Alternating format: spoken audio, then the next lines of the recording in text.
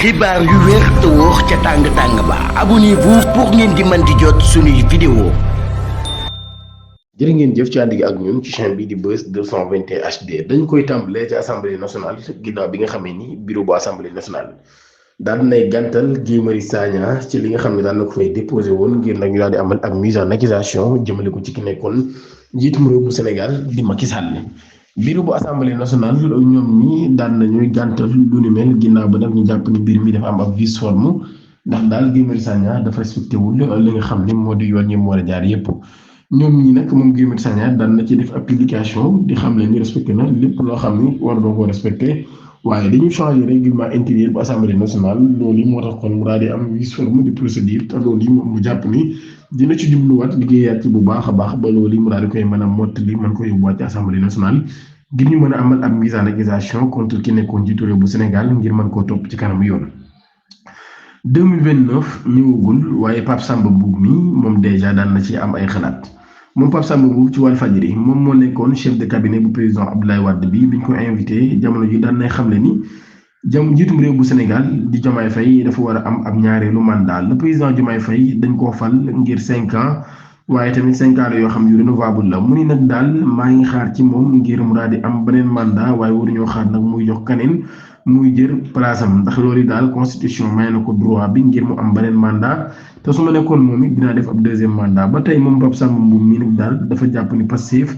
investirul Diomaye Faye le reste du peuple le ferait maanaam bu fekkee Pastef tànnul Diomaye ngir mu nekk candidatam askan bi ñoom dinañ ko def ndax daal jàpp na ni ñoom bëgg nañ Diomaye te Diomaye nekk na nit koo xam ni ko am yar la te ko am dal la moom sax Pape Samba Mboup loolu la jàpp. mardi 28 octobre Madiambal Diagne ci la waroon a jàkkaarloog chambre d'instruction du tribunal de Versailles ca France ci mbirum demande d'extradition bi nga xam ni Sénégal moom moo ko formulé woon ngir nag moom Madiambal Diagne ni ñu daal di koy dellu sax ci réewum Sénégal. interpellé woon nañ ko semaine bi ñu génn ginnaaw ba ñu daal di koy placé woon sous contrôle judiciaire patron bu groupe Avenir communication bi daal nay am ab mandat d'arrêt international boo xam doyen des juges du pôle judiciaire financier PGF bu Dakar. moom moo ko daal tegoon ci ndoddam waaye nag daal ba tey bu ñu sukkandikoo ci li nga xam ni moo di l'observateur moom Madiambal Diagne tey jii ay avocat am ñu waroon jóge Sénégal demuñu woon ci boobu leen mbir loolu nag daan nañuy xam as tuut ci lan moo ko waral ndax Madiambal Diagne projet boobee sax dañoo sàkk woon ngir ñaar koy renvoyé tey jii mujjee nañoo am nag gain de cause ci loolu yi ndax renvoyé nañ ko yóbbu ko ba le 4 novembre. le 4 novembre boobee ci la Madiambal Diagne kon war a jàkkaarloo waat ak ñi nga xam ne ñoo di cour d'appel bu France ca Versailles ngir ñu xam ci ay mbirum ndax dañ koy delloo si waat mu ñibbi si waat ci réewum Sénégal wala déet.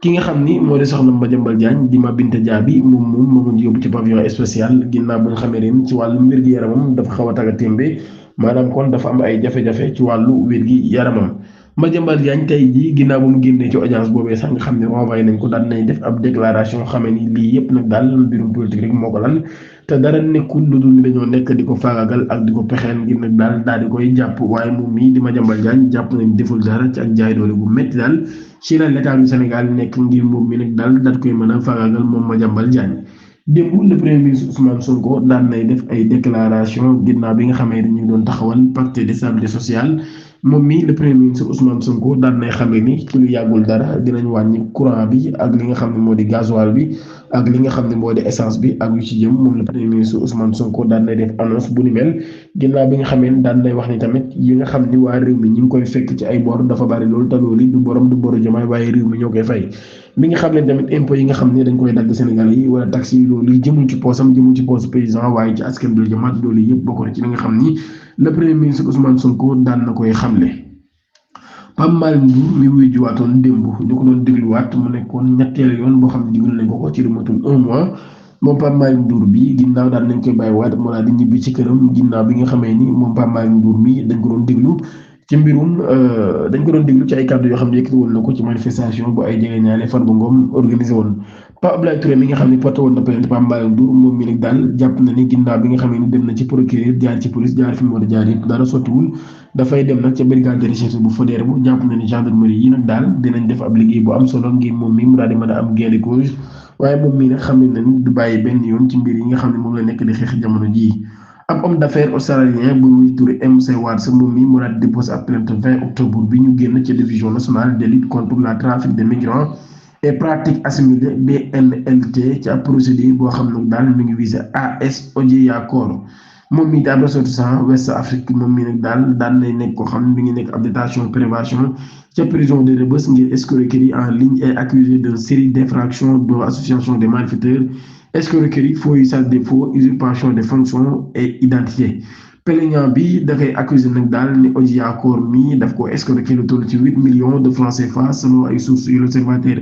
moom mii dafa présenté woon ci victime bi comme ab avocat boo xam ne dafa nekk ci barreau bu Sénégal daal di waxoon nag daal dina ko taxawal ci ay procédure pénale ba ki nga xam ni moo di jëlam bi wala ndaw si mu doon génnal nekk ci kaso ba ñu daal di koy bàyyi waaye tamit daal ki wutal li nga xam ne moo di visa ngir convaincre victime bi nag daal moom mi interlocuteur yu quotidien groupe Futurs Médias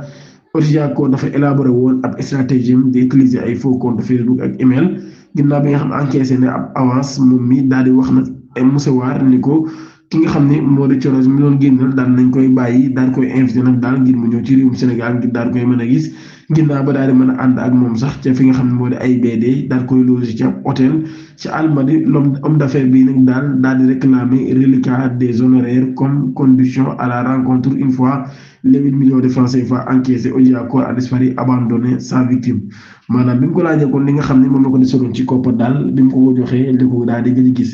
génne nañ ko ci cellule am ngir dégg ko Odiacor daal di weddi lu nu mel malgré preuve technique yi nga xam daal nañ koy teg ci am dam waaye moom daal nay lànk ba tëdd ci naaj ba. 26 octobre dernier bi 13h jotee ab découverte macabre moo daal di am ca maison de quartier Afia 5 ci Yeumbeul Sud ci lañ fekk néew ab fœtus non mature de sexe masculin maanaam ab bébé kon sur place ñu wax nag daal libération bi joxe information bi nga xam ne ni mardi les enquêteurs bi nga xamee ni daal nañu gis ab sër boo xam ne bu tax a la ci ab ligne ci lañ interroger MD Mame Diarra Sène mi nga xam ne ay itam ci fukk ak juróom-ñeent la toll mu daal di wax ni moom moo ko moom bi daal nañ ko teg loxo moom ak yaayam bi nga xam ni dañoo jàpp ni yaayam moom moo ko daal di jàppale ci boobu lim mbir ba ñu def jooju day ñaawteef ginnaaw ba ñu daal di suul bébé bi loolu nag nekk loo xam ni lu doy waar la ginnaaw bi nga xamee ni mbir boobu daan nay am kon waaye takk der yi daan nañ leen di teg loxo. ca Jaxaay ab apprenti moom moo fa daal di faatu ginnaaw bi nga xamee ni daan nay jote ak ab client ñu doon wérante ci wàllum paas ci loolu li mi ngi xewoon le 23 octobre ginnaaw ba client bi biñ ko wàccee ci station sel bi moom mii nag ci la daal di taxaw xaar ba apprenti chauffeur bi jaaree fi ak oto mu jëm ko ñaari paaka ci la jaaree nag daal di amee ay gaañu gaañu yu métti ñu jël ko daal di koy rawale yóbbu hôpital ginnaaw ba nag ci la jaaree daal di génn àdduna moom mii nga xam ne moo def ñaawteef lu mel daan nañ koy teg loxo jamono ji ñuy wax ak yéen mu nekk mbir moo xam ni mbir la mu doy waar lool xewee ca Jaxaay Kër Massar jamono ji kon police daan nañ ci jàpp enquête ci boobu mbir ngir xam naka la mbir mi demee di leen jox di daje ba ëllëg incha allah jërë ngeen jëf.